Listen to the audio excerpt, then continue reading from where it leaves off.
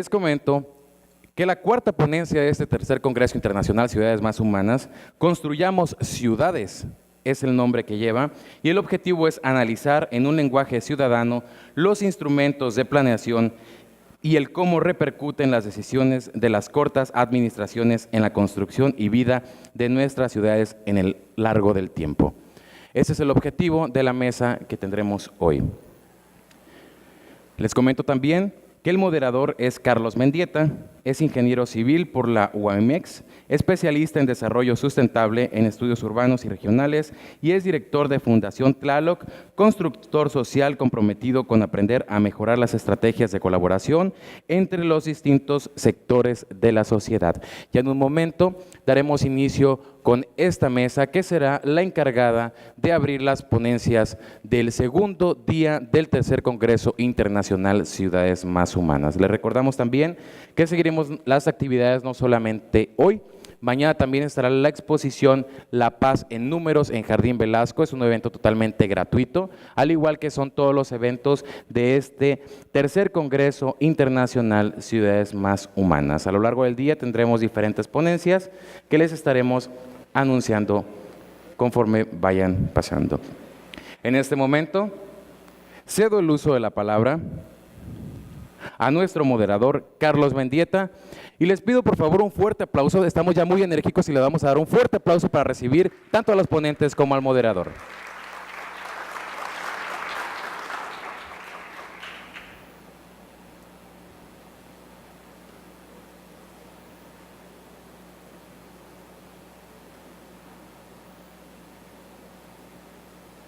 Muy buenos días, ¿qué tal? ¿Cómo están? ¿Cómo vamos, La Paz? Me dijeron que hacía bastante calorcito, pero parece que hay que bajarle ya al clima, ¿no? Y digo allá afuera, no aquí.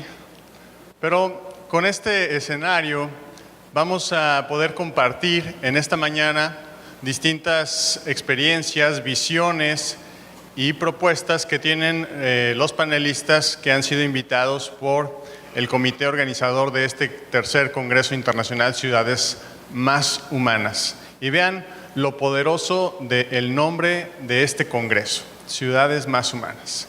Así es que muchas gracias, Lucy, muchas gracias a todo el equipo de Cómo Vamos, La Paz, por tenernos aquí reunidos en este panel donde esperamos sea muy fructífero, también a partir de la participación de todos ustedes. Este es el primer panel de la mañana, donde vamos a estar viendo cómo construimos ciudades. Construyamos ciudades desde distintas experiencias, el sector privado, el académico, la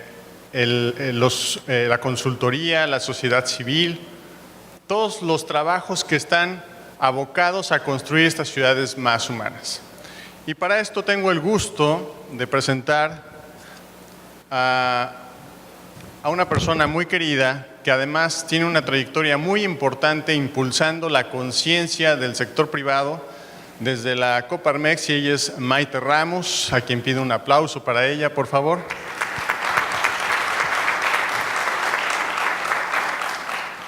Quien es maestra en comunicación organizacional con estudios en análisis político y movilidad urbana, fundadora y presidenta de la Comisión de Movilidad de la Coparmex en la Ciudad de México, donde se desarrollan proyectos de movilidad urbana masiva, y aunque no viene aquí, también sabemos que está trabajando la parte social con otra perspectiva que es la movilidad social. ¿Cómo logramos que a lo largo de la vida de todos los mexicanos, las personas que nacen pobres puedan dejar de ser pobres, construyendo oportunidades? Y para eso las ciudades son fundamentales. Gracias, Maite. Y también está con nosotros un académico muy distinguido de la Facultad de Arquitectura de la UNAM, que ha desarrollado importantes proyectos que han mejorado notablemente la habitabilidad de la Ciudad de México. El diseño y planeación de sus obras han sido enfocadas en espacios públicos que ofrecen una vida peatonal de calidad. Su proyecto actual, Ciudad de Ciudades, Felipe Leal.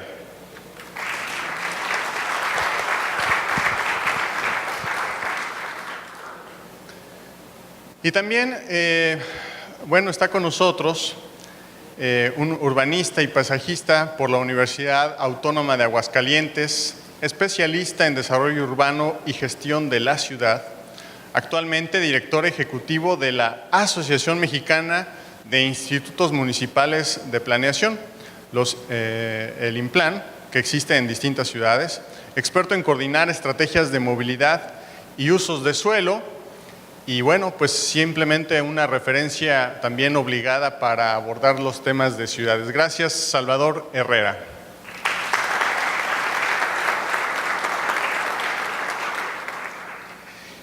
Y bueno, mi nombre, como lo dijo Emanuel en la presentación, es Carlos Mendieta y yo estoy como director de Fundación Tlaloc. Vivo en la ciudad de Toluca, pero me concibo como parte de la comunidad global de la vida, así es que simplemente un ciudadano del mundo actuando localmente todos los días.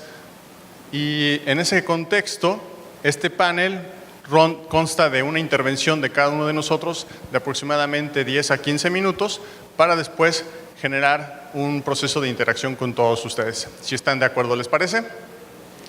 Bueno, pues vamos a comenzar y la propuesta que se nos ha presentado es que podamos iniciar, vamos a hacer el switch de la presentación con la que tenían previamente. Algún derecho debo de tener por ser el moderador, entonces voy a iniciar. Así nos lo ha pedido el comité organizador. Y bueno, este tercer Congreso de Ciudades me permite compartir con ustedes algo que está ocurriendo en el Estado de México, en el Valle de Toluca. Avanzamos, por favor. Creo que tengo el...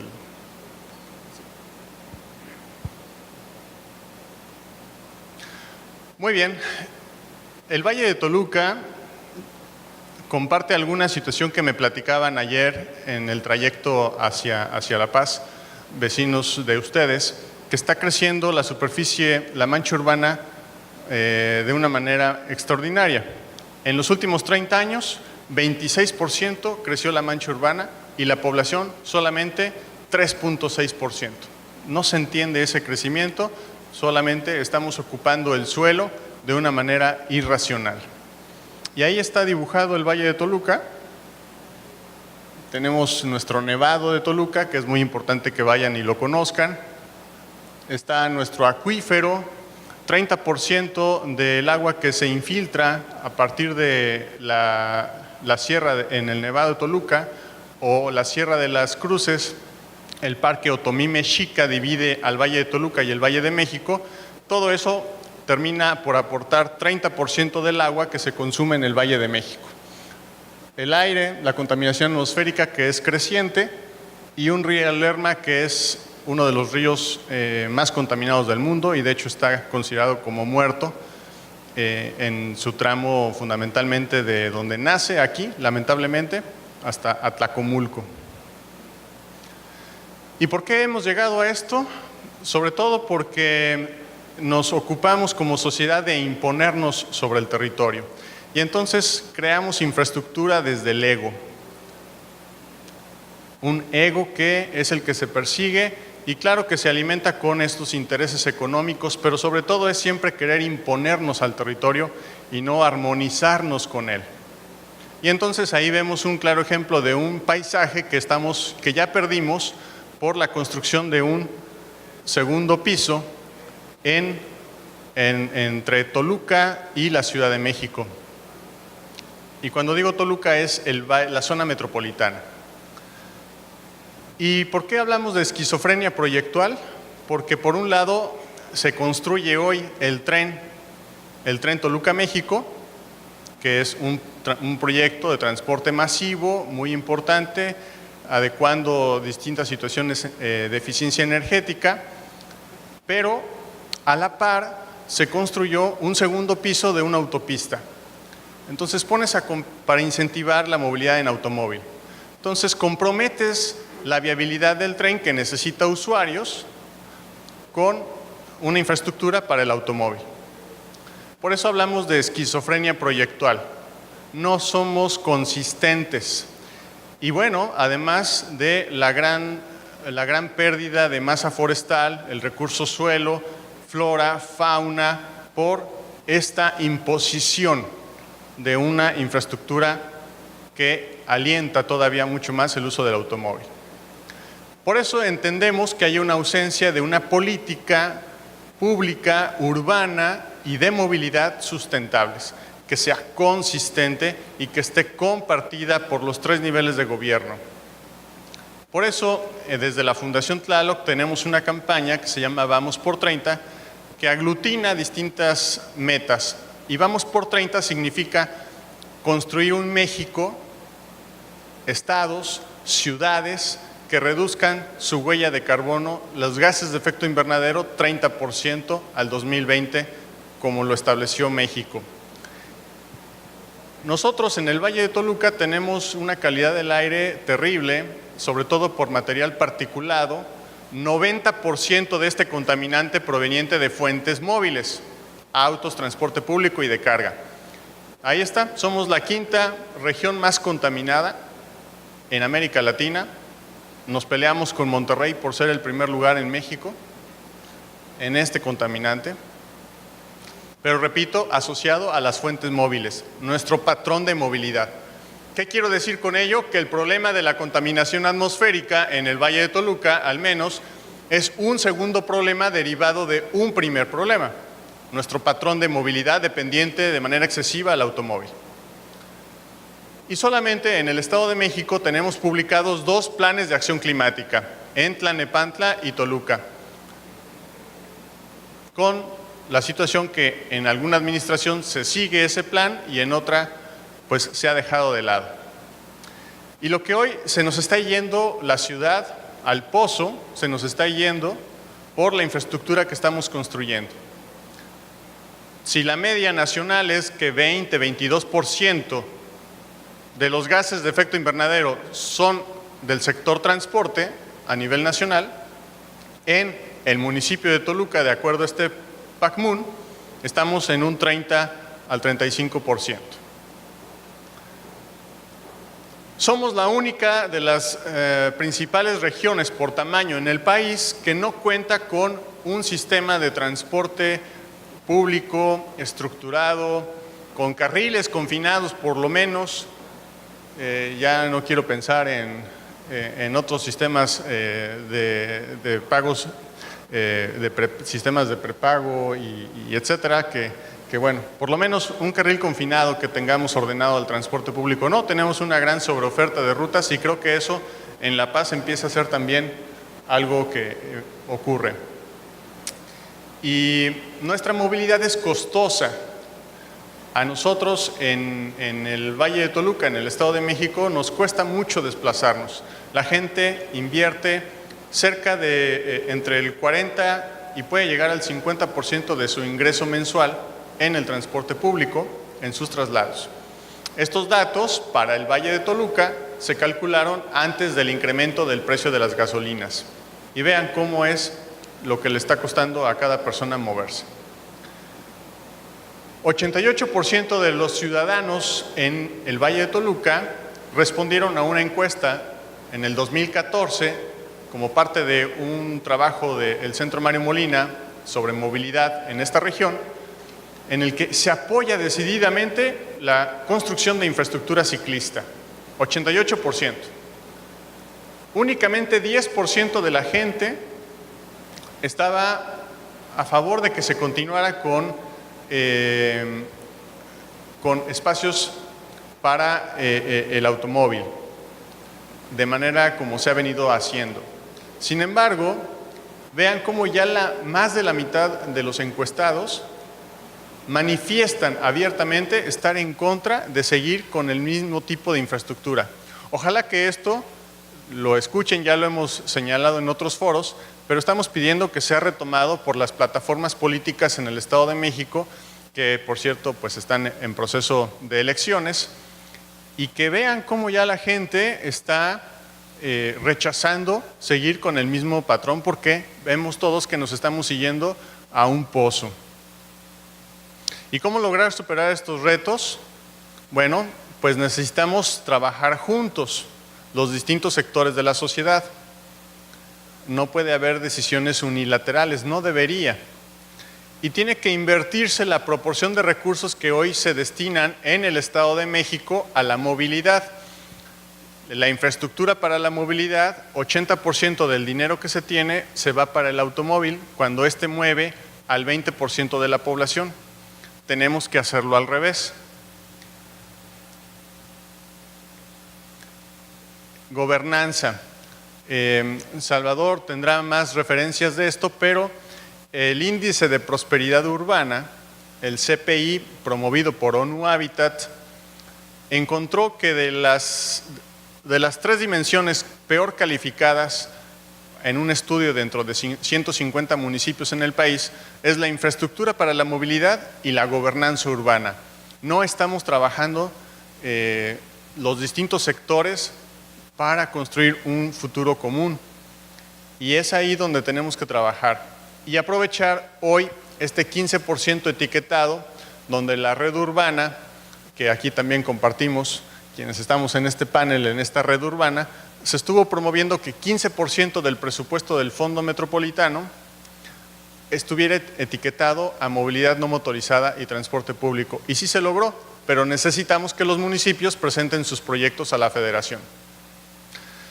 Hoy tenemos la llegada al Valle de Toluca del tren, el tren Toluca-México, pero para que no nos lleve el tren, necesitamos integrarnos a él correctamente y preparar a esta región. ¿Cómo? Nuestro gran caos que tenemos con el transporte público necesita estructurarse y que éste alimente al tren. Y también necesitamos que las calles que van a alojar las estaciones del tren sean diseñadas bajo criterios del desarrollo orientado al transporte, calles completas, y las personas no necesariamente tengamos que llegar en automóvil o en nuestro actual sistema de transporte, porque nos vamos a ahogar. Vamos a inducir una gran cantidad de viajes resolviéndolas con estos medios motorizados, y no vamos a darle la opción a la gente de llegar no utilizando el automóvil. Por eso necesitamos integrar esto. Y hoy pues está abierta esta petición también en Change, para quien guste apoyarla, y la van a encontrar muy fácil. Movilidad sustentable en el Valle de Toluca, nos pueden apoyar. Y tenemos un tema central también, que no por ser local deja de ser relevante en otros ámbitos, porque lo que le ocurre a WISI, el sistema de bicicleta pública en Toluca, le puede ocurrir a cualquier iniciativa que proviene de un trabajo en gobernanza, pero ante el cambio de una administración quieren dejarlo de lado. Entonces, habiendo trabajado conjuntamente autoridades municipales, sociedad civil y gobierno federal, gobierno estatal, hay un cambio de administración y se compromete hoy este sistema de bicicleta pública. Por lo tanto, es fundamental 2 cosas: que el Ayuntamiento de Toluca pueda cubrir sus compromisos institucionales y pagar un adeudo que tiene con las empresas proveedoras de este sistema. Y segundo, el llamado es ya al Gobierno del Estado de México y a los candidatos y a las candidatas al Gobierno del Estado de México para que puedan crear un ente independiente, jalar el sistema que no ha querido operar el Ayuntamiento, hacerlo estatal y entonces crecerlo dentro de Toluca, pero también llevarlo a otros municipios de la entidad donde tendríamos una solución. WISI es el mismo sistema en Guadalajara, en Chicago, Boston, Toronto, Montreal, Nueva York, Londres, etcétera. Y lo tenemos en Toluca, pero necesitamos avanzar. Con ello yo quiero cerrar, no quiero extenderme más de los minutos que tenemos asignados en este primer bloque, pero tampoco tenemos en el Estado de México un área especializada para la movilidad no motorizada, y es fundamental que se pueda crear. También eso es parte de las propuestas para que este diálogo y la construcción de las ciudades reciba las propuestas de la ciudadanía. Mi mensaje de cierre es que necesitamos instituciones fuertes, abiertas a un diálogo permanente, constante con los sectores interesados, el privado, el académico y la sociedad civil organizada.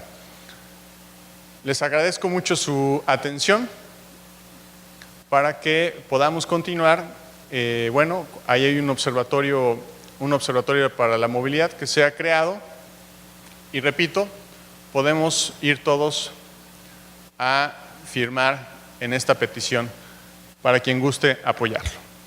Y bueno, con ello yo cierro esta intervención. Gracias, gracias.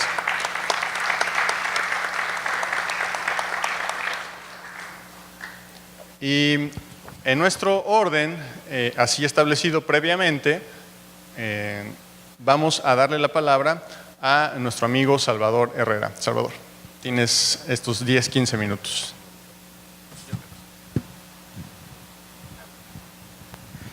¿Qué tal? Buenos días. Primero saludo a mis colegas de panel. Me da mucho gusto compartir con ustedes, los defensores de la ciudad, los tres. Muy buenos días a todos. Muchas gracias por acompañarnos en esta mañana de viernes. Gracias a Lucía y su equipo por la invitación. Estamos muy honrados de estar aquí. Preparamos esta presentación para ustedes un poco especialmente, considerando el tema de nuestro panel, que es planeación urbana. Lucía nos acaba de informar que planeación urbana es uno de los temas ciudadanos pues, más relevantes en la parte alta de la agenda ciudadana de la paz. Y me parece muy importante porque refleja el trabajo de esta organización como Amos la Paz en impulsar estos temas que luego no son tan visibles para los ciudadanos, ¿no? Planeación urbana.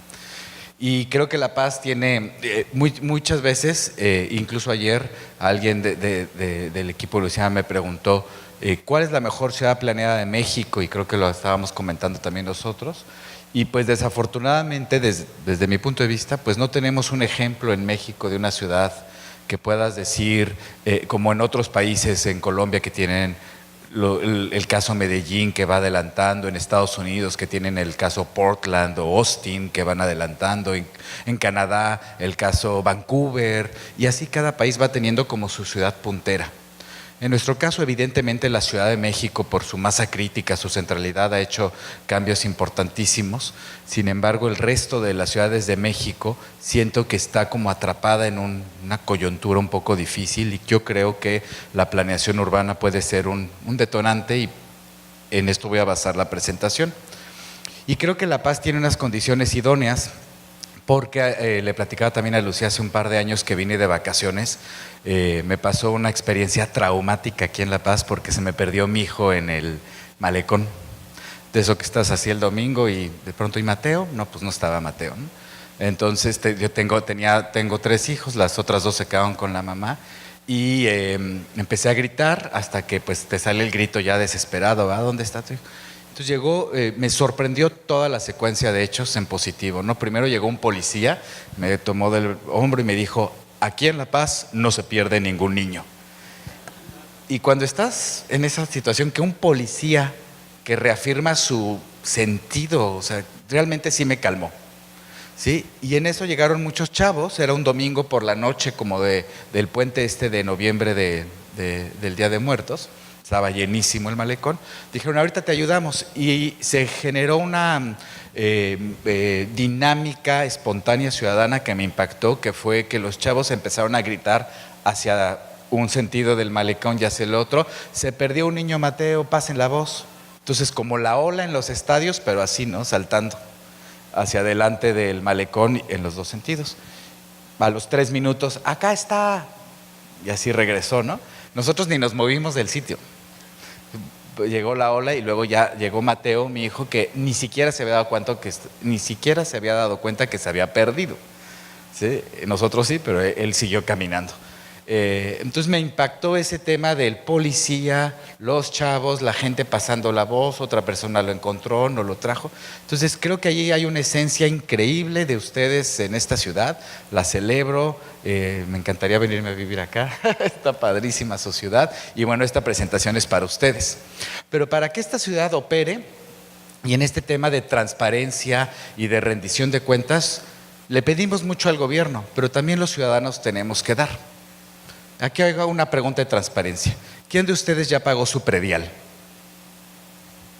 La mitad. ¿Por qué? Se acaba de acordar el señor. ¿Sí? Eso es súper importante, pagar el predial. Y hacemos el coraje y siempre decimos: ay, el predial. Sí, pero es el ejercicio, que además es en enero, ¿no? El ejercicio ciudadano de empezar el año como contribución a tu ciudad. Las ciudades de México están atrapadas en un ciclo negativo de mala inversión y mala planeación. Y uno de sus temas es justamente los prediales, creo yo, que estamos en este tema de muy bajos, no bien tasados, muy complicado, y no logramos detonar la riqueza común de cohabitar un mismo espacio. Algo que llama mucho la atención, y esta es, digamos, no es para que vean todos los puntitos, se ve mal, pero me puse a hacer la investigación cuando Lucía me pidió el tema de las capitales de México, quienes tienen sus programas directores urbanos en línea. Evidentemente, por ley de transparencia, todas las ciudades los deberían de tener. Aquí sí, el recorrido de las 32 capitales del país, y me doy cuenta que la mitad no lo tiene disponible en línea, el programa director urbano. Entonces empezamos esta secuencia que les voy a platicar, ¿sí? De si no sabemos cómo va a crecer nuestra ciudad, cómo se está transformando. Y una parte simple que muestra este caso es tener el programa director urbano en línea, ¿sí? Pues la mitad de las ciudades del país no lo tienen. Entonces, ¿cómo se conduce la inversión?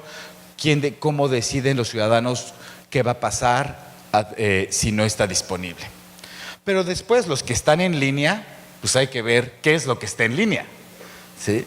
Por ejemplo, el caso de Tepic, súper complicado, te tienes que meter aquí a varias, miren, quiénes somos, marco programático, plan, o sea, para encontrar los planos, o sea, cómo va a crecer tu ciudad en Tepic, súper complejo, y luego te ponen un plan que nadie entiende. Con esa resolución, no es la resolución del cañón, es la resolución del programa director urbano en línea de Tepic. Evidentemente, con toda la deliberación de no quiero que entiendas cómo va a crecer la ciudad, ¿sí? Pero además, ¿quién se ha quejado? Pues nadie. Entonces hacemos esta secuencia de no lo busco, no me quejo, pues te lo doy ahí a medias y ahí está. Otro caso, ¿para dónde tengo que apuntar? Para acá. Jalisco, Guadalajara, un poquito mejor, pero vean, para encontrar el programa director urbano.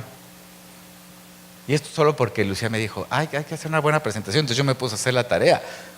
Pero si no, ni lo busco, el programa director urbano de Guadalajara, la segunda ciudad del país. Los que tú dejaste muy bien organizados en Sedubi, Felipe, gracias, esos sí están muy bien. Sí, pero Guadalajara, un programa director urbano que es entre esquema, PDU, concepto, estrategia, no le entendimos qué es. Pero ese es el oficial ahí puesto de Guadalajara, del municipio. Saltillo, otro ejemplo. Vean todo lo que los puse esto para que vean qué difícil encontrar la planeación de la ciudad, ¿sí? Pero bueno, en Saltillo ponen un programa pues más al estilo mexicano, que es esta mosaico de colores, que bueno, pero un poquito más se entiende. Vamos a ver unos ejemplos. Villahermosa me dio mucha, ¿cómo decir positivamente el adjetivo? Simpatía, el municipio de Villahermosa, porque hay muchas infografías, ¿no? Ya ven que ahora toda la comunicación es a base de infografías, ¿sí? Entonces el PDU, pero cuando llegas al PDU, pues no le entiendes. O sea, la infografía sí la entiendes, pero el instrumento no. Y ahí está el programa director urbano de Villahermosa, Tabasco, súper saturado de información. Los otros no tenían información y este, al revés, tiene toda puesta. Entonces, pues tampoco entendemos, creo yo, por qué se inunda muchas veces Villahermosa, ¿verdad? Pues vean este tema. Zacatecas también un punto medio entre un esquema, una estrategia, un PDU, una zonificación. Ahí va. ¿Y La Paz? ¿Qué pasó? Y si ustedes ya, el 50% que sí pagó su predial, exijan que se vea aquí. ¿Cómo que sitio en construcción? Y esto tomado antier, ¿eh? ¿Quién está aquí de desarrollo urbano del municipio? ¿Te podemos encargar? si transmites el mensaje, y muchas gracias, y qué bueno la valentía de decir aquí estoy, lo celebramos. La nueva Ley General de Asentamientos Humanos, con la cual yo hago muchos corajes porque siento que no va a cambiar gran cosa de nuestra realidad, pero bueno, nos pide el contenido de un programa director urbano. Tampoco se reflexionó mucho este mismo contenido. Si ustedes ven la Ley General de 1976, pide exactamente el mismo contenido. ¿Cómo puede ser que 40 años después no pensemos en reformular estos instrumentos? Por otro lado, hay estos temas que la planeación nunca resuelve. Se siguen haciendo PDUs y PDUs. Por ejemplo, lo del municipio de Los Cabos acaba de licitar 3 programas, pero se siguen sin decir, quiero que me soluciones esto. Por ejemplo, el cruce del río Nazas entre Lerdo y ¿cómo se llama? Torreón. Solo se resuelve porque afortunadamente había una carretera federal, pero el resto, pues no conviven Gómez con Torreón. Otro caso de un PDU que me da muchísimo coraje en mi ciudad natal, Querétaro. Como los PDUs antes no se georreferenciaban, ahora empieza esa moda, no esa obligación, esa moda, ¿sí? Querétaro nos metieron un gol, el municipio de atrás que se llama Huimilpan, que está atrás del cerro, que es un parque nacional, y decidió cambiar el uso del suelo en la mitad del parque nacional. Y la otra cosa que me dio muchísimo coraje es que la gente compró los terrenos, sabiendo que estaban en medio de un parque nacional. Esa individualización de lo colectivo. Qué padre para mí estar en este fraccionamiento en medio del parque nacional, ahora sí que el resto no me importa. En lugar de tener esta conciencia colectiva de decir, pues no compremos aquí, es producto de un cambio de uso de suelo mal habido, mal hecho, ¿sí? Pero pues eso, si tuviéramos esa conciencia colectiva, yo creo que la mitad del país no se hubiera construido y vendido. O Morelia, la periferia de Morelia, Michoacán, cuando estaba en CTS. Estos fraccionamientos que siguen las parcelas agrícolas. Y así las dejamos.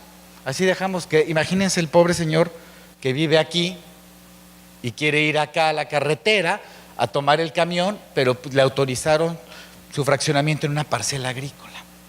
La nueva agenda urbana habla mucho de planeación. Ahí lo puse en amarillo para que quede bien claro. Sí. Varios artículos de la nueva agenda urbana tocan la planeación urbana como una herramienta clave de la prosperidad de las ciudades. Entonces, eso se retoma. Y vienen ejemplos muy claros, algunos tradicionales de planeación. Por ejemplo, Curitiba, Brasil, famosísima, ¿no?, por su planeación. Pues aquí está muy claro donde el rojo es alta densidad, el naranja es media densidad, el naranja clarito es baja densidad. Entonces, esto pues está muy bien organizado. Si ustedes van a Curitiba, pues queda muy claro dónde están las torres. Y también quedaría muy claro, a diferencia de lo que pasa en muchas ciudades de México, que las torres son chipotes. No sé si están viendo esta nueva característica de la verticalidad en México, que sucede como chipotes en lugar de suceder como estructuración urbana. Entonces vemos en Querétaro, por ejemplo, las torres en los cerros. En León, las torres en los cerros.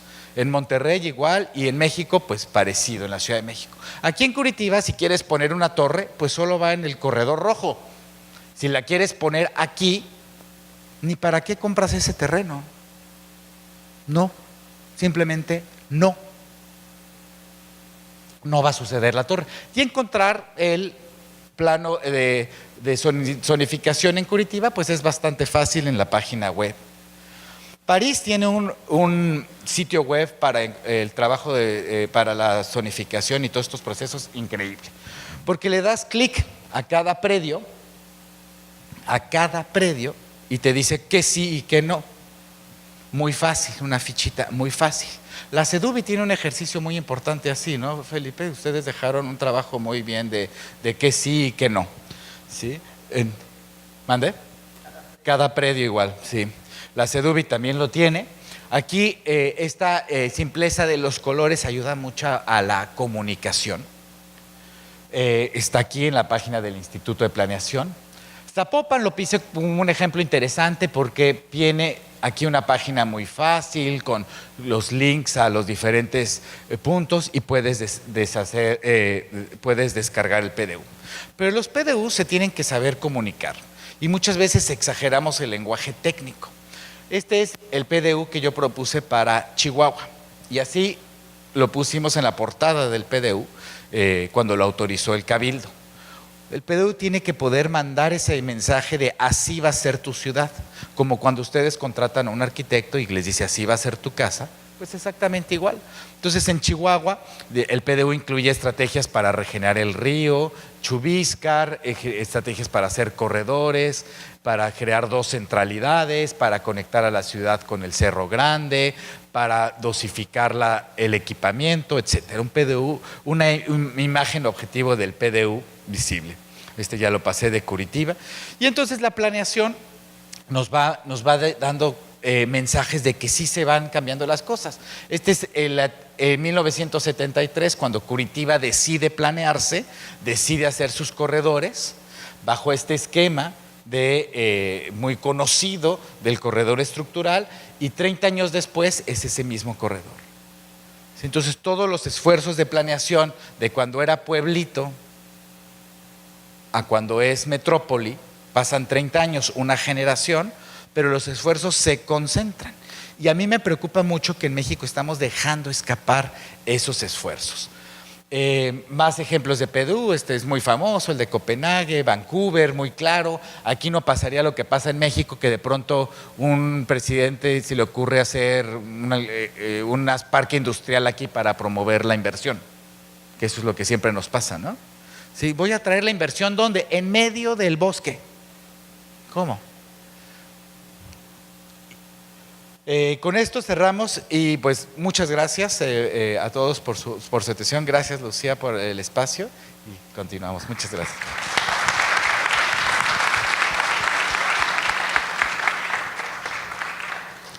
Muy correcto en el tiempo, Salvador. Muchas gracias por ajustarte a esto.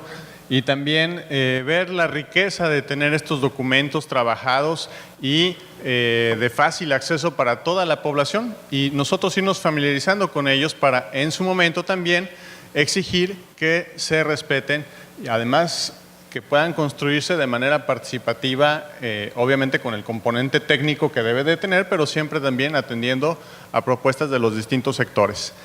Y vamos a continuar cuando, repito, estamos entre 10-15 minutos. Cuando estemos llegando a estos 10 minutos, voy a saludar a nuestro panelista, lo voy a saludar. Cuando le falten 2 minutos, lo voy a decir que va muy padre su presentación, pero que ya tiene que ir terminando. Y después, pues ya concluimos. Felipe, por favor, con grandes experiencias desde la academia y también promoviendo cambios en las ciudades.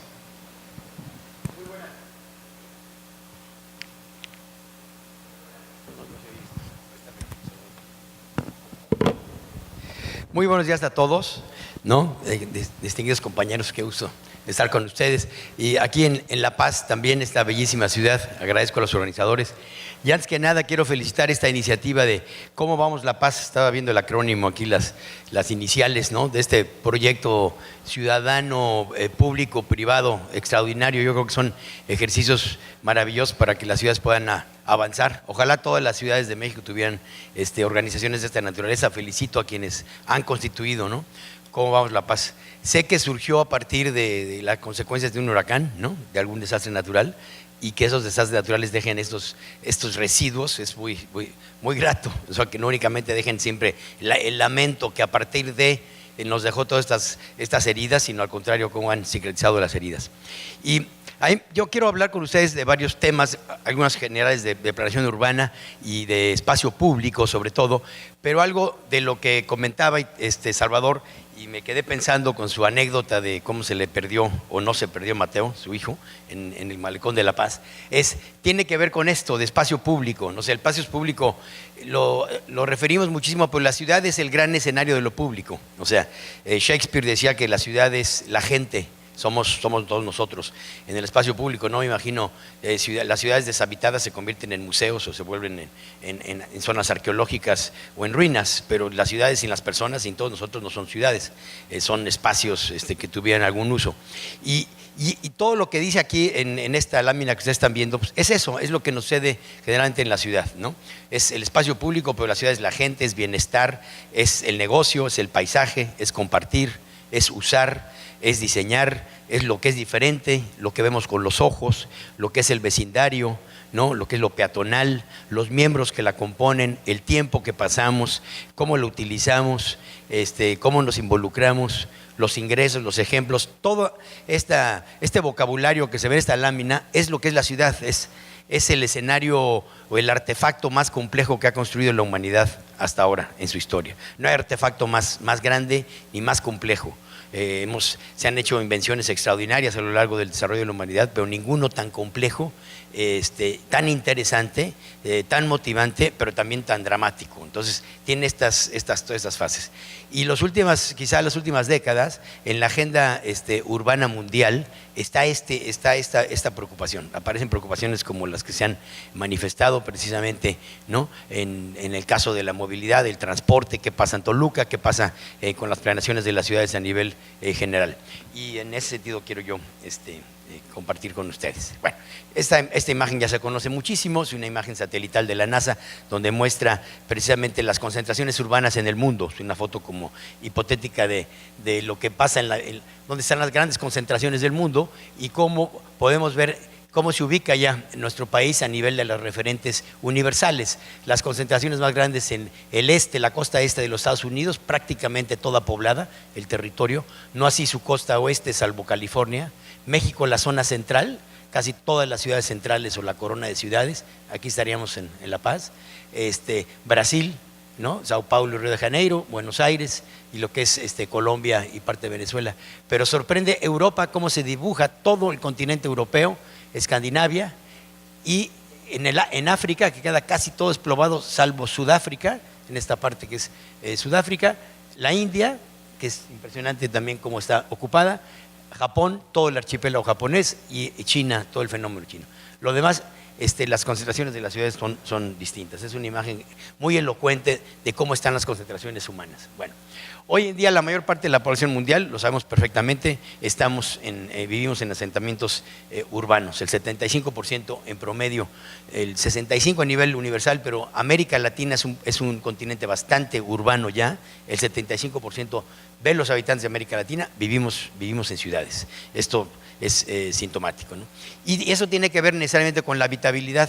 Si la ciudad es el escenario ya natural para la mayor parte de la población humana, es cómo tenemos que hacerla habitable, la mejor condiciones de la habitabilidad, ¿no? Entonces un poco el apoyo a la vivienda en la centralidad, evitar estas expansiones de las cuales se nos hemos referido, y el enverdecimiento de las ciudades, ¿no? El enverdecimiento a través de los espacios públicos, de las áreas donde es susceptible ello, las azoteas y en ocasiones los muros verdes cuando las densidades son mayores. Bueno, ¿cuáles son los elementos básicos de un desarrollo urbano sano? Porque se hablaba un poco de ciudades más humanas, ¿no? En ese sentido. ¿Qué humaniza las ciudades? Si es el nuevo escenario de esta neonaturaleza del hábitat humano, entonces ¿cómo lo podemos humanizar? Uno es contar con instrumentos de planeación adecuados y actualizados. Lo que comentaba Salvador precisamente son los instrumentos de planeación. Los planes son los instrumentos, es un instrumento, pero que sean instrumentos claros, legibles y sencillos, fáciles de aplicar, no tan complejos que muchas veces esconden algún tipo de intereses. Dos, según las características del sitio, tener estrictas medidas de protección hacia la conservación, el patrimonio natural y cultural.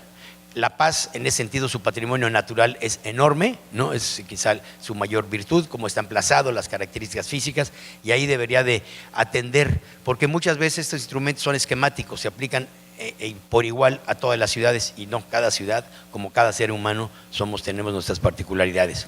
Tres, definir con precisión las poligonales del uso del suelo. Ahora lo mencionaba muy bien Salvador también. Entonces, ¿cuáles son las zonas? ¿Qué pasa aquí con la zona costera de La Paz? ¿Qué pasa lo que está cerca del malecón? ¿Qué pasa en otras zonas, en las zonas de montaña o semidesérticas? Nos va a dar condiciones distintas, sobre todo por el suministro de agua, que es un problema fuerte aquí en La Paz y otros. La conectividad, y equidad en el acceso al bienestar de la ciudad. ¿Cómo se conecta?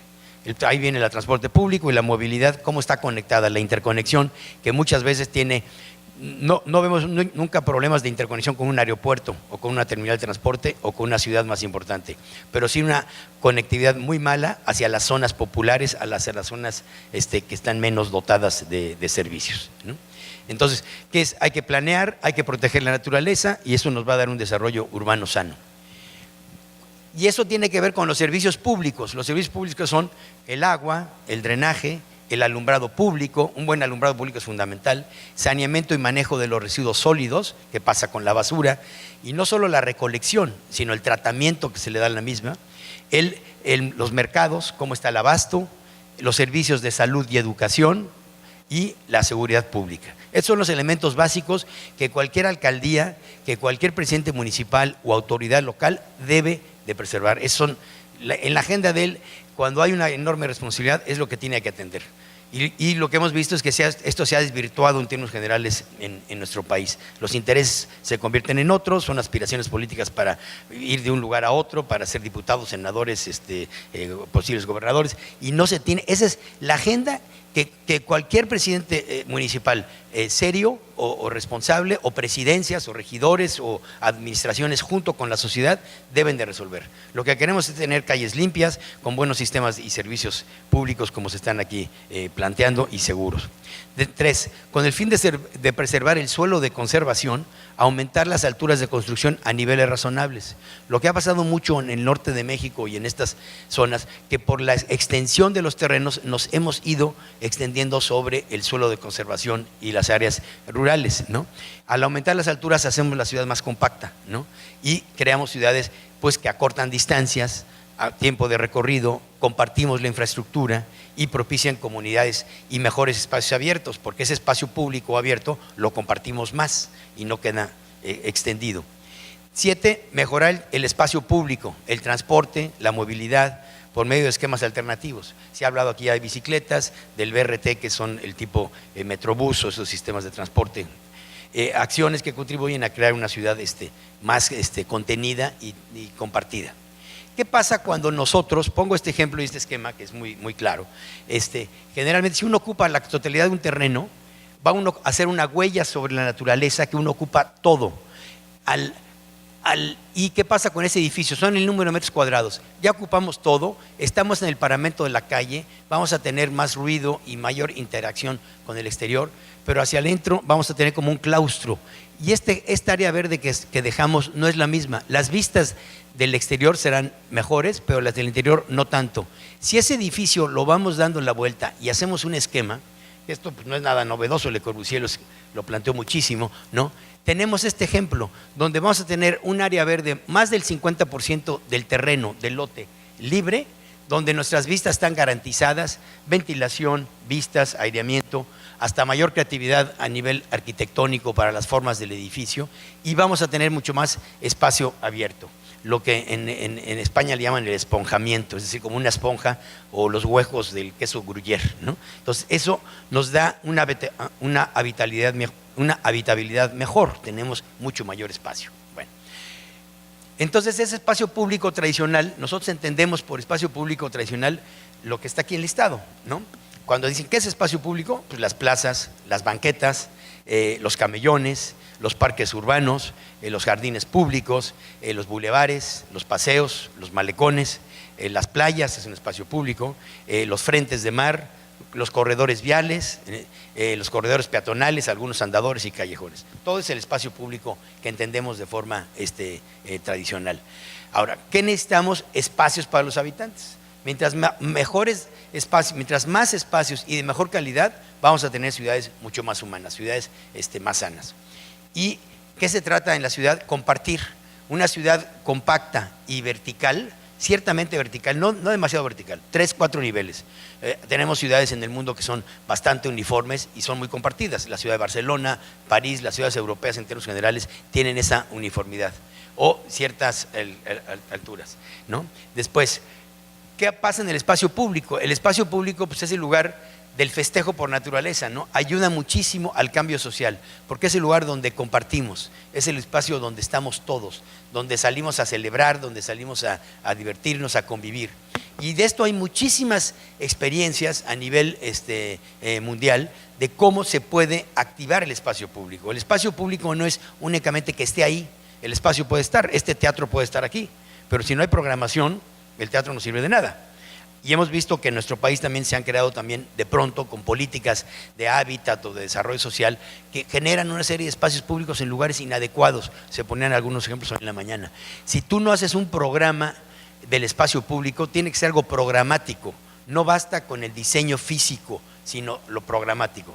Pongo esta foto porque es un ejemplo de lo que pasa en Copenhague, que en el verano sobre todo, que lo celebran enormemente porque es cuando más pueden salir a la calle, y no es que no salgan en invierno, pero no pueden compartirlo. Ponen estas mesas, el ayuntamiento, estas mesas larguísimas, donde la gente sale a compartir durante varios días y en diferentes lugares compran sus alimentos, pero están conviviendo. Entonces se anima precisamente la vida del espacio público. Un buen diseño sensibiliza. Eso, y un mal diseño brutaliza, o sea, es terrible. Entonces, por lo tanto, vuelvo a los elementos de servicios públicos. Una ciudad más iluminada es una ciudad más segura y te extiende la vida de la ciudad durante la noche, que es cuando generalmente se presentan muchos de los actos de delincuencia. Bueno, ¿qué hay que hacer para proteger la ciudad o para hacerla más amena? El crecimiento de los asentamientos debe darse en los lugares previamente desarrollados a los lugares de conservación, es decir, a la infraestructura. Pongo un ejemplo, si nosotros caminamos aquí a la redonda, en esta parte central, vamos a encontrar terrenos baldíos, hay desocupación, hay una buena parte de locales o construcciones que he visto que están desocupadas o abandonadas o que se pueden reciclar. Entonces, todo ese reciclamiento del suelo urbano, hablamos mucho de reciclamiento con una botella de PET o con los plásticos y todo eso. No, las ciudades se reciclan, los espacios se reciclan, las arquitecturas se reciclan. Entonces, si nosotros hiciéramos un sondeo de lo que sucede en la parte central de La Paz, yo les aseguro así nada más a vista de pájaro que casi el 40 o 50% está subutilizado o menos utilizado. Y es absurdo que se tengan estos huecos o este esponjamiento en el interior de los lotes particulares, no de lo público, y que la ciudad se siga extendiendo, ¿no? Como vimos, como está en el parque, hay una lámina que está ahí donde marca la mancha urbana de los últimos 15 años, cómo se ha extendido. No, por eso pedí 3 minutos más, ¿no? Entonces, después, diversificar y crear accesibilidad económica. El problema no nomás es el diseño físico. ¿Qué actividad económica vas a desarrollar? ¿No? Mezclando habitantes, y lo que es muy importante es mezclar los usos y los habitantes.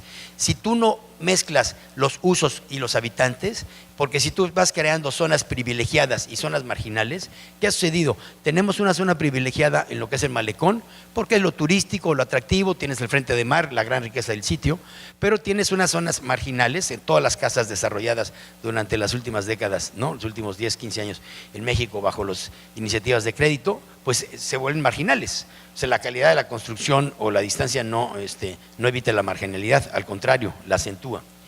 Entonces, eso está generando tensiones muy fuertes en la mayor parte de nuestras ciudades. Y, por lo tanto, si tú compartes, ¿no?, las áreas privilegiadas con las marginales o tienes ciertos niveles de precariedad, pero con calidad, te va a ir mejorando sustancialmente los espacios. Y eso te lleva a que tengas que diseñar mejor los espacios públicos universales para todos. Universales que sea para todos, en todas las clases sociales, las edades, ¿no? Ayer hay un fenómeno muy curioso que quiero comentar con lo que decía Salvador. Su hijo Mateo no se perdió, a Salvador se le perdió su hijo, se le perdió, el niño no se perdió. ¿Por qué no se perdió? Él nunca se sintió perdido, porque se sintió seguro y en un espacio público de calidad o donde él sintió ese ambiente, el niño no se perdió, el niño se movió con mucho mayor libertad. Él no estaba perdido. A Salvador se le fue de su control. ¿Qué sucede? Si ha sido un lugar inseguro, el niño no se hubiera ido, el niño hubiera estado agarrado a su padre y agarrado. Entonces, esa sensación, esa experiencia que tuvo el niño, es la experiencia que queremos tener todos como habitantes, de movernos libremente por la ciudad sin tener el temor de ser atacado, ¿no? Bueno, después, el desarrollo del crecimiento de la ciudad desde el interior al exterior tiene que ser como cuando tiramos una piedrita al centro y hay una serie de círculos concéntricos, ¿no? Ocupando e intensificando los entornos y cerca de los centros de transporte establecidos. Entonces eso nos va a permitir redefinir las rutas de transporte, movernos de otra forma y ser más eficientes.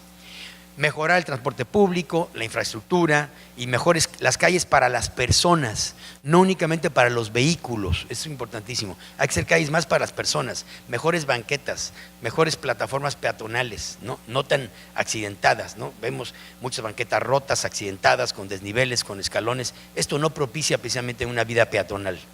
Y otorgar el poder y herramientas, ¿no?, para desarrollar una ciudad del futuro ante el poder político y no únicamente el poder público, sino también la inversión privada. Aquí ya los esquemas de cogestión, o sea, de cómo en cooperación y la gestión con los particulares, ¿no?, con la iniciativa privada, hacen posible también muchas inversiones en transporte público. Pongo este ejemplo porque me gusta mucho esta foto, es en Río de Janeiro. En Río de Janeiro, en las playas, ponen muchísimo estos gimnasios públicos, son unas barras de acero inoxidable donde ellos hacen ejercicio. Y en esta cultura por el cuerpo y por su cultura física y su sanidad que tienen los brasileños y sobre todo los cariocas, hacen esta campaña en la ciudad de Río. Dice, cuida a Río, cuida a tu ciudad, como te cuidas la forma en la cual te cuidas a ti mismo. Como cuidas tu cuerpo, cuida tu ciudad. O sea, en esa integridad es como debemos de pensar todos en ese cambio. Y vemos estos fenómenos en ciudades que culturalmente han tenido un uso intenso de los espacios públicos con el clima, ¿no? El malecón de Veracruz, es en Puerto Vallarta, recientemente también remodelado. Este es un extraordinario parque en Río de Janeiro, el Parque de Ibirapuera, ¿no? En Sao Paulo, disculpen, que es una ciudad también de una densidad terrible, pero con un gran parque con un uso intenso. Finalmente, bueno, la vivienda extraurbana, que es a la cual me he referido, la que está fuera de los núcleos centrales y que ha dominado recientemente nuestro país de una forma gigantesca, ha producido esto, que se atomicen las manchas urbanas y encontramos estas islas. Es como un plato roto, ¿no? ¿Y qué ha hecho? Ha invadido el suelo de conservación, extiende la mancha urbana de las ciudades, genera marginación y deterioro social. Hay daños ambientales por el consumo de energía y la huella, ¿no?, los traslados, los tiempos de traslado. Hay una extensión innecesaria de infraestructuras. Hay que hacer las calles, hay que llevar la luz, hay que llevar el agua, las redes de comunicación, imagínense. Y traslada después a la sociedad los costos de lo mismo. Esto, yo sí tengo que hacer aquí un énfasis, y es delicadísimo. Todos esos desarrollos inmobiliarios, que en un momento consideraron que además que están bancalizados y están, lo único que van generando, el propietario ha comprado tierra ejidal, como lo vimos en el mapa, se decía. Compran tierras ejidales sumamente económicas, a distancias 10, 15, 20 kilómetros de los centros urbanos, donde no va a haber transporte. Ellos construyen, venden, recuperan su inversión y después ¿a quién le dejan el costo? A la sociedad. Es la sociedad la que tiene que pagarlo después. Entonces eso ha afectado enormemente la operación de los municipios, porque el municipio después va a tener que repavimentar la calle, manejar las redes urbanas, el mantenimiento, la recolección de basura, generar el transporte público para ello. Es altísimo el costo social que han tenido todos estos desarrollos, además de lo ineficiente. Y la desocupación considerable de los mismos, dado que el 40% de esos lugares, en términos generales, están deshabitados y propician también la delincuencia. Son créditos vencidos y endeudados los propietarios. Entonces es un esquema que socialmente es desastroso y a nivel urbano no se diga, ¿no? Entonces hay que,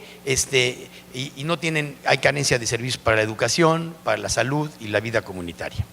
Bueno, y son estos fenómenos. ¿Qué pasó? Está bien. Perdón, bueno, lo que conocemos estos fenómenos donde no hay servicios, no hay una individualización absurda, este esquema de la casita individual, y es de nuevo esta mezquindad. Yo, lo mío, mi coche, mi antena, mi tinaco, mi entrada, ¿no? Donde se presentan estas escenas que son dramáticas, ¿no?, que las vemos ya. No hay periferia urbana en nuestra ciudad que no encontremos esto, ¿no?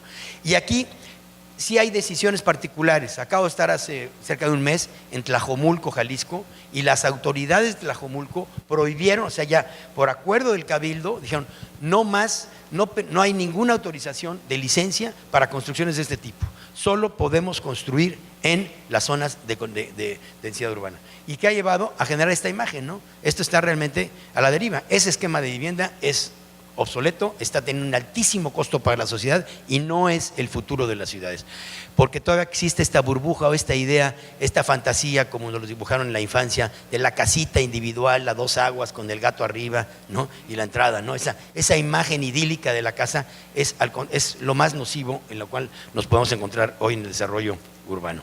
Ahora, la vivienda intraurbana, no, es que por eso te pedí 5 minutos, si no… Ya vamos 5 arriba de los extras. Sí. Ahorita entonces, es que lo tengo que terminar, ¿no? La vivienda intraurbana vertical, ¿qué propicia? Aprovechas, si haces compacta, aprovechas la estructura y equipamiento de la ciudad, frenas la expansión de la mancha urbana, reciclas el suelo urbano, como lo mencionaba, disminuyes los tiempos de traslado y el consumo de energía, desarrollas viviendas colectivas, hay mayor comunidad, propicias una ciudad compacta y compartida, mejoras el espacio público comunitario, el mantenimiento de las redes urbanas es mejor porque tienes menos extensión de redes, entonces tienes que pavimentar y tienes un prorrateo, ¿no?, de los costos del suelo, ¿no? Además de que tienes los usos mixtos, eso es importantísimo, que tú cerca de tu casa puedas tener la farmacia, el mercado, la tiendita de la esquina, ¿no? Y todo eso genera comunicación y comunidad. Entonces, esta imagen, por ejemplo, nos dice que en vez de las casitas individuales, vemos a una persona aquí arriba que está interactuando con el que está en el balcón y los que están caminando. Estas interacciones son las que hacen precisamente comunidad. Si conoces los vecinos. Y hay muchos ejemplos de ese tipo y entraríamos en el campo del diseño arquitectónico para poder compartir un parque, tener una serie de huecos y lugares en diferentes realidades, ¿no?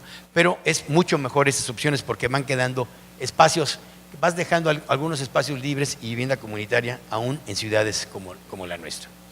La ciudad dispersa es un poco lo que propicia, ¿no? Son funciones dispersas, el 80% se mueve en automóvil, solo un 15% en transporte público, 3% en bicicleta y 2% en peatonización. Si nosotros nos vamos a una ciudad compacta, podemos reducir el uso del vehículo particular, aumentar el transporte público a un 40%, incorporar los sistemas de movilidad alternativa como la bicicleta, que puede subir hasta un 20%, y un 30% de vida peatonal. Esto que hace una integración social y espacial mucho más sana. Finalmente, ¿qué se sugiere? Pues una política pública hacia la vivienda interurbana. Sí se tienen que tomar medidas de los ayuntamientos radicales en ese sentido e incentivos para invertir en las zonas donde ya existe la infraestructura. Aquí hay calles, servicios públicos, estructura urbana, arborización. Eso es lo que hay que apostar. No apostar a la vivienda nueva en la periferia, negarla.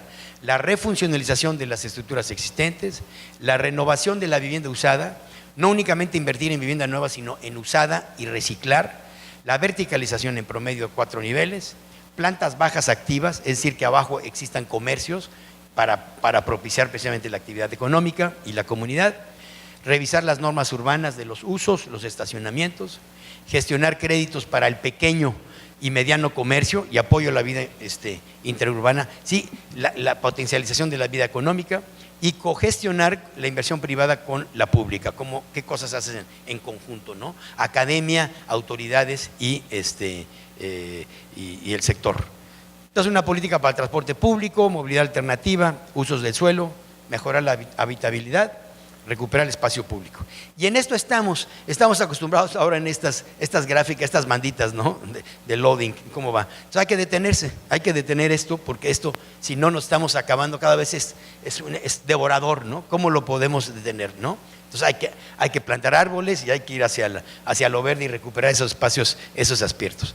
Y para ello, no es nada más, como se ha dicho, ver uno de la autoridad, sino está en nosotros mismos. Nosotros tenemos que cambiar nuestros hábitos, o sea, tiene que empezar por nosotros mismos, revisar cuáles son nuestros hábitos, cómo vivimos y qué podemos hacer para vivir en una ciudad más segura. Muchas gracias.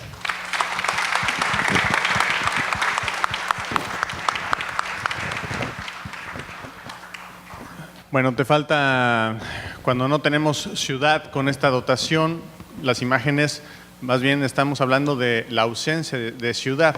y te falta el Parque Ambiental Bicentenario en Metepec en tus ilustraciones. El Parque Ambiental en Metepec, producto de un ejercicio de gobernanza urbana, para que tengamos un referente también en México de estas imágenes.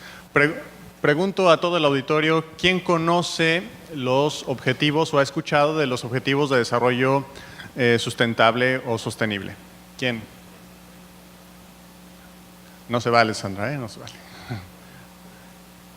Muy bien, bueno, los objetivos de desarrollo sostenible, la Agenda 2030 al 2030 que guía los esfuerzos de los países, hablan en el punto número 11 de la construcción de ciudades sustentables, precisamente de lo que estamos hablando hoy. Pero el brazo del sector privado, digamos, el brazo de la ONU que trabaja con el sector privado, el Pacto Mundial, hace un llamado a las empresas para que sean un actor protagónico en el cumplimiento de estos objetivos. Por eso destaco y celebro que nos acompañe Maite Ramos, porque ella está haciendo una labor muy importante, no solamente para mover conciencias, sino para también acciones, voluntades desde dentro de este sector que contagian. Muchas gracias, Maite. Gracias, muchas gracias. Pues buenos días, es un gusto el poder compartir con ustedes. Aprovecharé los 3 minutos que me dejó Felipe para avanzar rápido y no aburrirlos. A ver, es muy sencillo.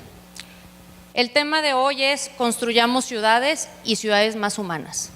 Y creo que habría que discutir o definir 5 puntos muy sencillos que necesitamos para ello. Y el primero es ¿qué queremos?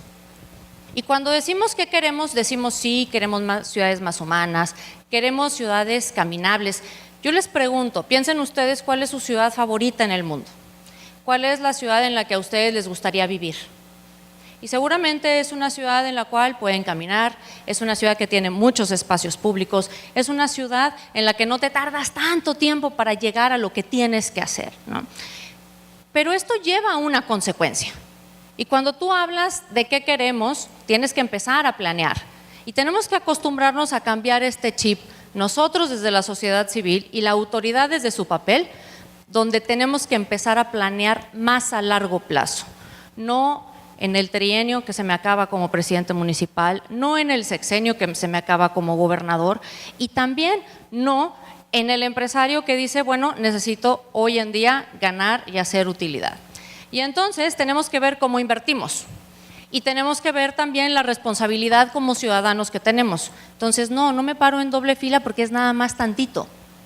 Eso contribuye a una actitud que va en una forma totalmente incongruente a la ciudad humana, caminable, peatonal, que decimos que queremos, ¿no? Ese es, digamos, el primer punto. Segundo, y ya lo refería tanto Carlos como Salvador, el marco regulatorio. Y ahorita vamos a revisar algunos puntos incongruentes que podemos tener no solamente en La Paz, sino en muchos lugares, ¿no? Pero entonces tenemos leyes que no se hablan. Y tenemos un plan de desarrollo urbano que no se habla con el programa integral de movilidad. Y tenemos una ley o reglamento de tránsito que también nadie cumple. Y queremos que no haya más muertos de niños, siendo que hoy la primera causa de muerte en niños de 5 a 14 años son los incidentes viales. Pero no queremos ir a 50 porque qué flojera. Si yo le puedo pisar a 80, ¿por qué tengo que ir tan quedito? ¿No? ¿O por qué tengo que usar el cinturón de seguridad? Ay, nada más mandé un WhatsApp. Y entonces vamos haciendo, primero, que las leyes y el marco regulatorio no se hablen entre sí. Y segundo, que cuando tenemos ese marco regulatorio, sea para todos menos para mí. Que sea para todos, pero cuando me conviene. Si yo necesito ir un poquito más rápido porque se me hizo tarde, pues entonces voy a faltar a ese marco regulatorio. Y si yo soy transportista y de repente me están diciendo que las concesiones tienen que ser de una forma, pues también a lo mejor ya no me gustó, ¿no? Y si soy autoridad, pues entonces a lo mejor sí digo que tiene que haber un incremento en la tarifa de transporte público, pero no digo cómo, ni cuándo, ni por qué. Y queda otra vez a un tema de jala y quita, porque se vuelve una negociación y se vuelve un tema pues de interés político y de compra de votos. Entonces el marco regulatorio es un pendiente enorme si de verdad queremos definir cómo construir ciudades. Tercero, coordinación metropolitana. No nos hablamos en los municipios, No nos hablamos los municipios con los estados, no nos hablamos en las zonas metropolitanas, no nos hablamos ni siquiera entre nosotros mismos, pero entonces de repente necesitas un permiso para hacer una ciclovía y entonces te va a poner trabas, porque a veces depende de la Secretaría de Medio Ambiente y luego en otros lados está en transporte y luego en otros lados está finanzas. Y cada quien tiene su prioridad. Y no vivimos en un país, ni en unos estados, ni en unos municipios donde aprendamos a coordinarnos. Pero esto viene desde antes. ¿Cuántos de ustedes les gusta trabajar en equipo o cuando dejan los trabajos de equipo en la escuela? Siempre hay uno que trabaja más y que hace toda la chamba y el otro que se la pasó bien a gusto y al final ya nada más aparece el nombre. Entonces creo que es algo que tenemos desde tiempo muy remoto, ya no sé si es cultural o no, pero que necesitamos realmente cambiar la forma en que lo hacemos. Cuarto punto, primero diría independencia, pero también es la capacitación y el conocimiento que tenemos de las autoridades y de quien ejerce hoy la política pública. El presidente de la Comisión de Transporte y Movilidad de la Cámara de Diputados es un empresario que es el dueño de la principal empresa de fletes y de carga del país. ¿Qué tanta independencia tiene cuando queremos hablar de la regulación de los doble remolque? Por ejemplo, ¿cuántas veces no hemos escuchado estas historias de secretarios de transporte o de movilidad, dependiendo de los estados, que tienen placas de taxi, que tienen concesiones de transporte público, que tienen… ¿Dónde queda la independencia? A lo mejor se puede, pero entonces tendríamos que irnos a revisar el tema de conflicto de interés y que alguien, ayer lo decía Denise Dresser, ¿no? A ver, ¿por qué no le preguntamos a la autoridad que nos defina cuál es su entendimiento de conflicto de interés? Pero también tenemos un problema no solamente de independencia, sino de capacitación y de conocimiento. Hemos caído en un tema donde el político va brincando de una secretaría a otra sin tener el más mínimo conocimiento. Ya hay veces que las cosas se pueden aprender, es más importante la actitud que la aptitud, pero también necesitan rodearse de gente que sepa. Y de rodearse de gente que sepa, que no esté nada más viendo cómo sacar el 5%, el 10% o el 16% de los proyectos, o a veces hasta el 35%. Por último, diría yo, la participación ciudadana. Y aquí es responsabilidad de todos. ¿Cuántos de nosotros estamos realmente involucrados en lo que pasa en nuestra ciudad? Y el otro día estaba yo con unos transportistas que me preguntaban sobre las ciclovías. Y yo les decía que dentro de todo este tema de la organización de la sociedad civil y de la participación ciudadana, uno de los grupos que yo más admiro son a los grupos ciclistas. Porque los grupos ciclistas, a pesar de que no tienen tantos recursos, ¿cómo inciden? Y hay de repente lugares en los que dicen, por Dios santo, es que cómo dan lata. Qué bueno. Y consiguen que les den algo de recursos y consiguen que les pongan una ciclovía, y si se las quitan van y se manifiestan y van y se ponen en la Asamblea Legislativa. Y cuando estuvieron con el asunto del 15% que decían, mucho de esto lo presionaron los ciclistas. Pero de repente, cuando hay que hacer una carril confinado, por ejemplo, para promover el transporte público, yo nunca he visto a un grupo de transportistas que lo pida, a un grupo de concesionarios que lo pida. Y en la Ciudad de México tenemos un ejemplo muy bizarro, ¿no? Que fue la ciclovía que se hizo en Revolución y Patriotismo, que es una calle bastante grande, en donde pues se hizo una ciclovía con una infraestructura muy robusta, porque es una vialidad de alta velocidad. Personalmente creo que no debía de haber ido ahí la ciclovía, a pesar de que promuevo el tema ciclista.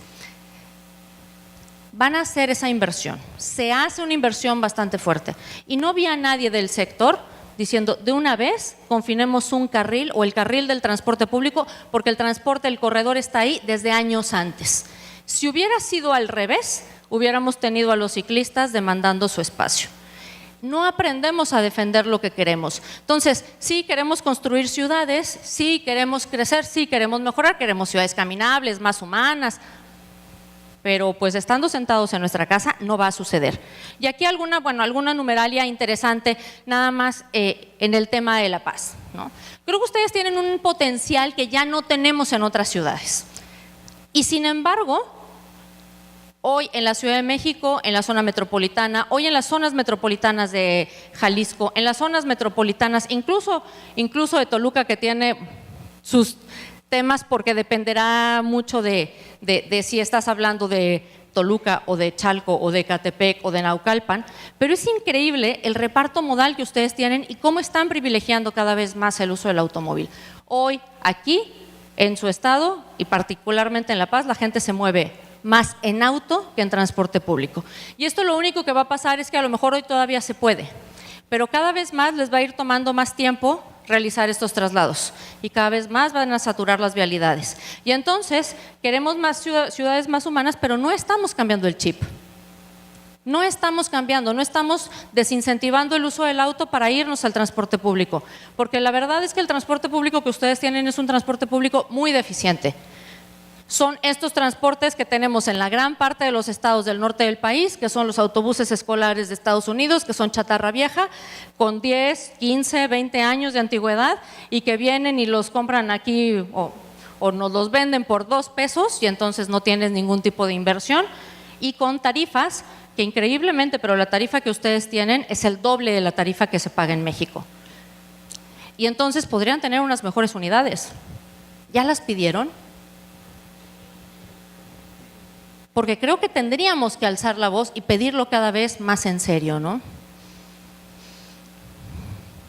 El índice de motorización, La Paz, Baja California, es el que tiene el índice de motorización que ha crecido más en los últimos años. Aquí están ustedes.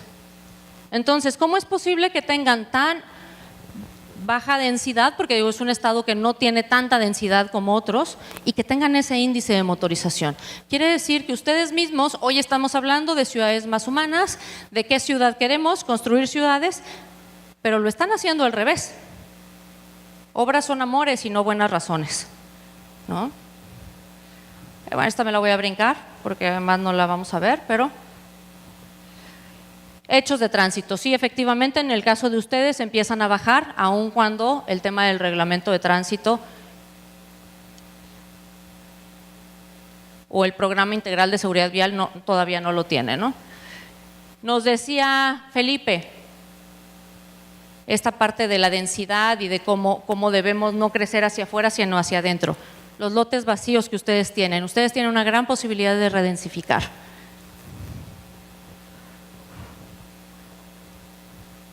Panorama legal. Esto me lo voy a pasar muy rápido, pero su ley de desarrollo urbano no se habla con el programa de desarrollo urbano porque no lo tienen, y además no se habla con su PIMUS, que sí, efectivamente está muy bonito y lo aprobaron hace poco y lo tienen de hace poco, pero si tenemos en la casa una esposa que habla francés y el marido le está hablando en alemán y no hay un intérprete ni ganas de aprender, difícilmente nos vamos a poder comunicar y poder aterrizar las cosas, ¿no?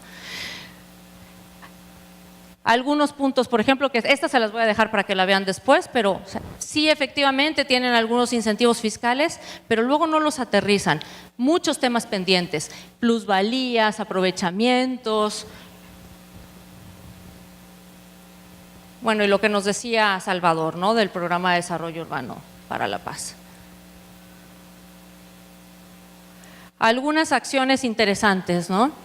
Se ha buscado el homogeneizar las leyes, financiar el desarrollo urbano, buscar la movilidad urbana sustentable. Empezamos a tenerlo con la ley de ordenamiento territorial y desarrollo urbano, aunque efectivamente coincido con Salvador, hay cosas que no nos gustan. Si nosotros no le damos dientes a la ley, difícilmente vamos a poder.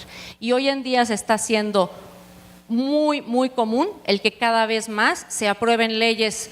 están de moda las leyes de movilidad en los estados, ¿no? Y entonces se promueven y se aprueban las leyes de movilidad, pero por ejemplo, Ciudad de México, el mismo Estado de México, sí, efectivamente tienen las leyes, pero no han publicado el reglamento. Y las leyes se publicaron hace 2 años. ¿De qué nos sirve? ¿De qué nos sirve tener leyes que a lo mejor hablan de una cultura de la movilidad cuando se les asigna 0 pesos? ¿De qué sirve hablar de estímulos cuando finalmente no se establece ningún tipo de estímulo?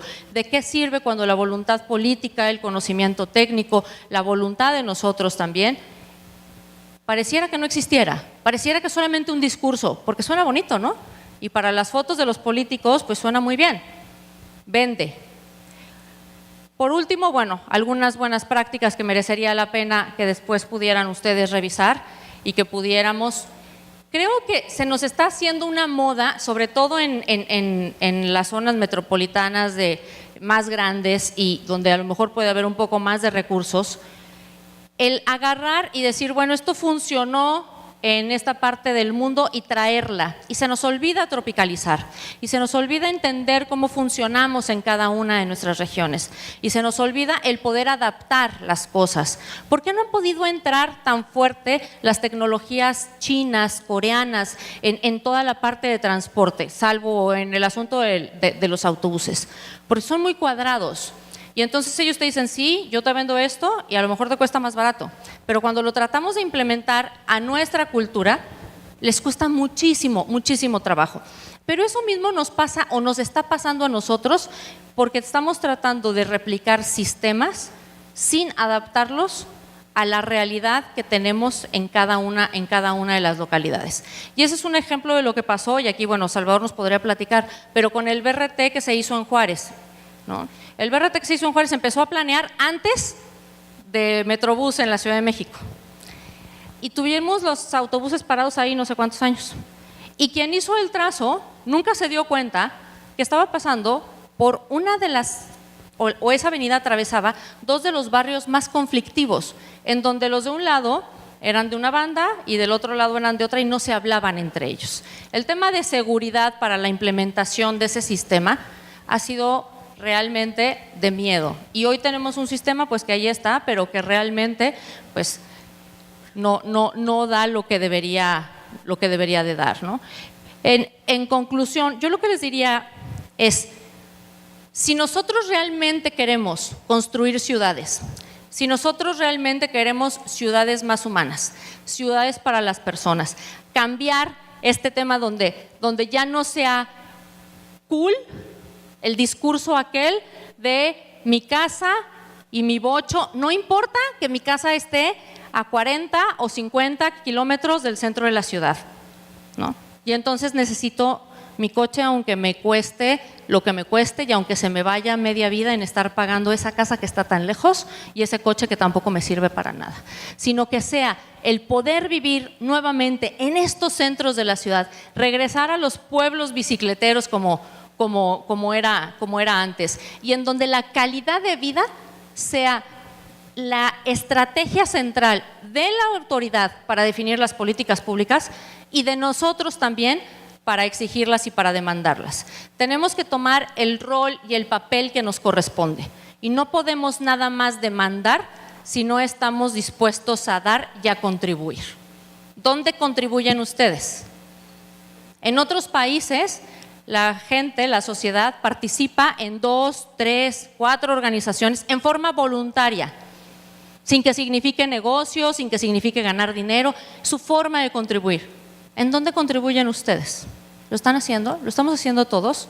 Porque esa es una responsabilidad que todos y cada uno tenemos y que nuestros hijos la están viendo. Y los hijos no aprenden del discurso, los hijos aprenden de vernos a los padres. Muchas gracias.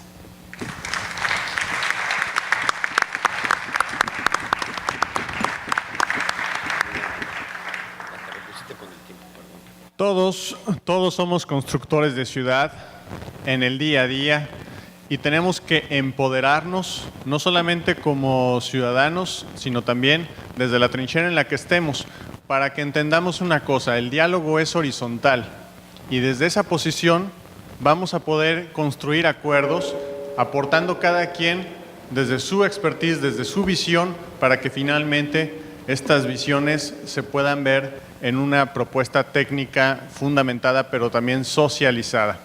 Viene la sección de preguntas. Invito a mis compañeros aquí en el panel a que seamos muy puntuales porque parece, Manuel, que tenemos varias preguntas. Sí, además, pedirle a consideración del público, tomaríamos unos minutos de la siguiente ponencia, de la siguiente mesa, para responder algunas de las preguntas que ustedes han generado. Así que de nueva cuenta les pedimos que sean lo más breve posible, ya que estaríamos tomando tiempo de la siguiente mesa. La primera pregunta es para Maite Ramos. ¿Qué derechos y herramientas tenemos como ciudadanos para rescatar y restaurar un espacio público? Todos. Y creo que aquí hay un tema que también ha crecido y que hemos estado trabajando. Y nada más brevemente, cuando nosotros en Coparmex, yo no sé si todos ustedes saben que Coparmex, pero bueno, Coparmex es un sindicato patronal y tiene un montón de empresarios ahí metidos, pero cuando empezamos a hablar del tema de movilidad, me volteaban a ver y me decían, ¿tú qué? ¿De vialidad?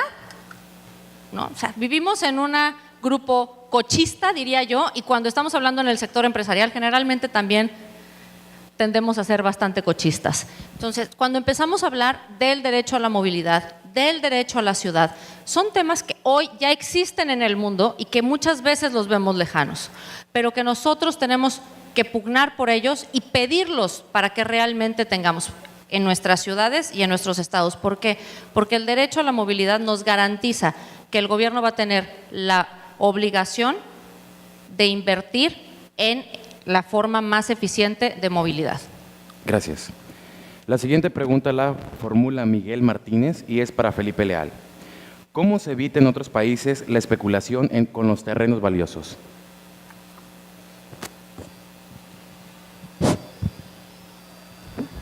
¿Cómo se evita, perdón, la especulación? ¿Cómo se evita en otros países la especulación con los terrenos valiosos? Depende de la función reguladora del Estado. Lo que ha pasado en México durante quizás los últimos 30 años es que el Estado ha cedido esa función reguladora sobre el uso del suelo, sobre el derecho al suelo y sobre actividades fundamentales. Ha cedido muchísimo. No sucede, por ejemplo, en Alemania, en la mayor parte de los países europeos, ni siquiera en Estados Unidos, ¿no? Donde el Estado no tiene realmente una injerencia, ¿no?, mucho más fuerte sobre el uso del suelo. O sea, hemos cedido mucho ante las presiones del desarrollo inmobiliario. El caso más extremo es el que mencioné precisamente, todo el desarrollo de vivienda que se hizo durante los 12 últimos o 15 años fue terrible. Es uno de los daños ambientales más grandes que se ha hecho en México, con la complacencia de los organismos de crédito del Estado, entre ellos Infonavit, todos los fondos de vivienda, el FOBI, ¿no?, para poder desarrollar en áreas no aptas para ello. Ha sido una debilidad o una cesión. Ha quitado, el Estado mexicano se ha restado una de sus funciones fundamentales, que es el regular precisamente el uso de la tierra. En otros países la aplicación de estas normas es absolutamente radical y depende únicamente de la autoridad. Gracias. La siguiente pregunta es para Salvador Herrera. ¿Por qué crees que La Paz tiene condiciones idóneas para una buena planeación urbana? Gracias. Creo que reúne un poco el triángulo de la sostenibilidad, ¿no? En la parte del medio ambiente, pues tienen algo único, idóneo, esa proximidad a la naturaleza, que en otras ciudades es complicada, pues eso es un valor. En la parte social, desde la parte demográfica, el tamaño de población lo permite muy bien, la pirámide poblacional, están atrayendo capital humano, en ciertos sectores, ¿no?, en la parte de ciencias del mar, todo este tema que se podrían especializar en esa parte social. Y en la parte económica, bueno, ayuda mucho que es ciudad capital, el turismo. Entonces, creo que tiene estas ciudades de 300,000 habitantes, más o menos la población acá. Sí, como Colima también. Este grupo de ciudades en México, yo creo que incluso se deberían hablar más entre ustedes, Manzanillo, todas estas, para tener técnicas importantes de planeación. Y algo final es que se conocen todavía entre todos ustedes. Y creo que eso puede hacer más rápidamente una comunidad más cohesionada, evidentemente. Perfecto. Perfecto. La siguiente pregunta es de perfil abierto. En La Paz existe una zona de veda forestal que en teoría limita la expansión de la mancha urbana. Estamos rodeados de sitios Ramsar y al parecer a los urbanistas parece que o no conocen o no les importa. ¿Cuál es la importancia de las áreas naturales protegidas y naturales en la seguridad y calidad de vida de los habitantes de las ciudades? ¿Y vale la pena conservarlas más allá del paisaje? ¿Quién guste responderla? La tomo. Sí, creo que es fundamental entender que estamos construyendo ciudades sobre recursos naturales. Tenemos que concebir entonces biosferas en ambiente urbano, desde cómo entendemos el territorio, no como un recurso que voy, como mostraba, me impongo sobre él, sino cómo me armonizo, entendiendo y preservando los valores que encuentran estas o reservas naturales o los mismos recursos que van a estar siendo parte del soporte de la ciudad. Y tenemos que comprometernos con preservarlos. Y para ello, entonces, tenemos que pedir a las autoridades, a la Semarnat, en su caso, que puedan honrar el objeto para el cual son creadas y se puedan establecer sin cambios y sin autorizaciones en zonas que están protegidas bajo alguna figura de ley. Entonces, es fundamental construir nuestras ciudades entendiéndolas desde esta visión, una biosfera en ambiente urbano. Esa sería mi opinión. Creo que necesitamos dejar de hacer negocio y ver lo que también está pasando en otros lugares. Ya no hay arena hoy en día en Acapulco. Tienen que traerla y vienen con camiones cargando arena para poder poner la arena afuera de los hoteles, ¿no? ¿Qué está pasando con las zonas en otras playas como puede ser Cancún? Este crecimiento desordenado, si no se cuida, si no se limita, pone en riesgo una gran parte de, pues no solamente de la riqueza y de la belleza que ustedes tienen aquí. Entonces, creo que es un tema no solamente de qué hacer, sino de la responsabilidad y la obligación que tienen desde la parte de la sociedad civil y desde la parte del compromiso como ciudadanos y habitantes del lugar, que tienen de cuidarlo y de que no se pueda perder ni arriesgar la riqueza natural que hoy tienen en sus manos. Yo creo que aquí, en el caso específico de La Paz, o sea, lo que hay que encontrar son las ventajas potenciales. O sea, hay que tener mucho cuidado con lo que está sucediendo en Los Cabos, por ejemplo, porque se generaliza. La península de Baja California es enorme, ¿no? Y la gente cree que Loreto, San Felipe, hasta cuando la gente dice, vienes a La Paz, no te quedas cerca de Ensenada, hay un desconocimiento de las distancias y lo que significa, ¿no? Simplemente de aquí a Loreto hay 6, 8 o 4 horas y después a otras distancias. Es una locura, ¿no? O sea, y se universaliza. Entonces se considera que todo el estado o toda esta zona tiene una vocación únicamente turística, ¿no?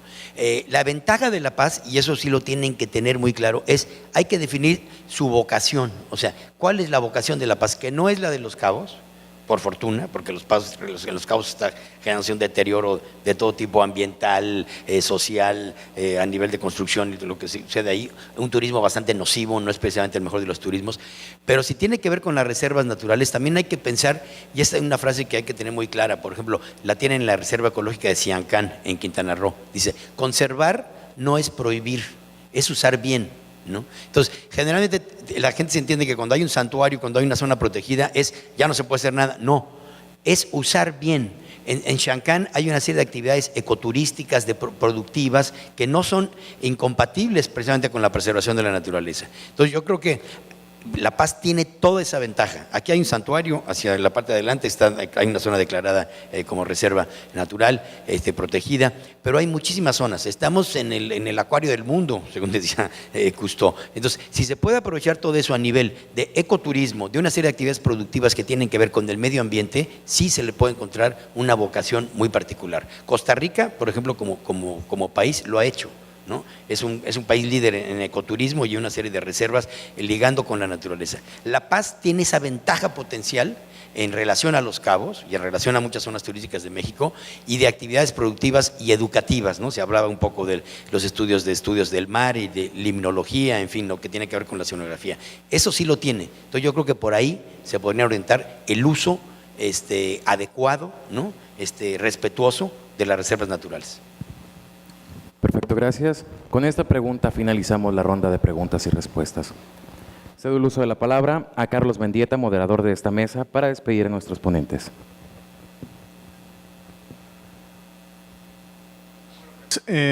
Básicamente es compartir que estamos muy agradecidos todos aquí en el panel. Yo les rogaría, si es que hubiera un mensaje final de alguno, pues que sería el momento de hacerlo. Si no, sigo en esto. Pero bueno, simplemente agradecer nuevamente a todo el comité organizador, Emanuel, a todo el grupo de Ciudades Humanas, a los voluntarios, una gran labor, el que nos permitan estar por acá, compartir con ustedes y ver cómo el esfuerzo de cómo vamos La Paz está contribuyendo a sensibilizar a la población sobre estos temas relevantes. Como decía Salvador, lo que nos compartía Lucy, es seguridad, corrupción, pero ahora también el tema urbano y de movilidad. Así es que eso es algo fundamental de un observatorio que tiene como finalidad el que pueda más gente incorporarse en esos temas, hacerlos suyos y trabajarlos. Entendamos esto, la construcción de las ciudades es de todos y tenemos que estar muy involucrados. Muchas gracias por esta oportunidad de estar con ustedes. Y es así como finalizamos la mesa Construyamos Ciudades. En un momento más daremos inicio con la quinta mesa de ese tercer Congreso Internacional Ciudades Más Humanas, Ciudadano Empoderado, Ciudadano del Mundo.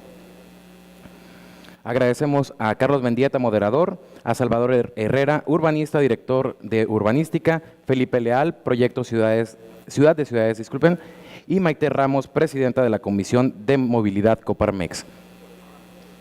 En unos segundos daremos inicio con la quinta mesa de este tercer Congreso Internacional Ciudades Más Humanas.